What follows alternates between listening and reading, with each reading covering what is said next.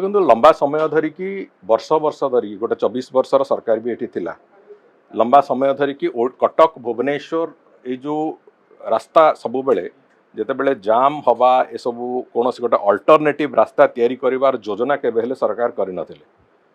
आज भुवनेश्वर डिकंजेशन सांगे आम कटक भुवनेश्वर को 4टा अल्टरनेटिव रास्ता तैयारी करिवार प्रक्रिया आरंभ करिछु। सबुगुड़िकर एडमिनिस्ट्रेटिव अप्रूवाल दि जाई सारी एवं बहुत शीघ्र तार काम भी आम आरंभ करुछु। तेणुक से दृष्टिकोण जेहेतु अल्टरनेटिव रास्ता नथिला गतकाली जो इनसीडेंट है जो कि गोटे ट्रैफिक जाम है से अल्टरनेटिव रास्ता नथिबार कारण होची से कारणरू एभलिया एक स्थिति है।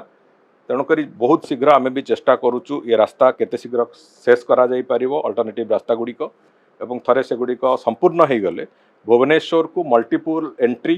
कटक शहर को मल्टीपल एंट्री से रहिबो एवं जहाँ फल कि अंतत भिड़ होइकी एभली भाव लोक हंतसंत हबार स्थिति अंतत आगामी वर्ष मानक नथिबो से विश्वास अच्छी। द्वितीय कथा है काली भी आम कैबिनेट रे अप्रूव करिचु जो काठजोड़ी पोल जोटा आपणकर त्रिशूलिया को जुडिशियल एकाडेमी छक को कनेक्ट करुच्ची तार सेकेंड ब्रिज रो काली अप्रूवाल भी हो सारी। तेणुक तार काम भी यथाशीघ्र एवं आरंभ हम। तेणुक आम कटक भुवनेश्वर भितर मल्टीपल एंट्री एवं विशेष करके जो outer ring road Bhubaneswar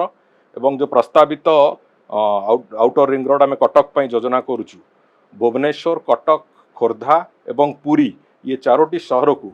एकाठी मिसेकी ring road माध्यम रे कनेक्ट करवार जो परिकल्पना ताकू भी आम तार अलाइनमेंट सर्वे आरंभ करिचु एवं सेटा थरे हेई गले संपूर्ण भाव रे ए अंचल भिड़मुक्त हम। पुरी भुवनेश्वर कटक और खोर्धा जाउथिबा लोकमानंक भितरे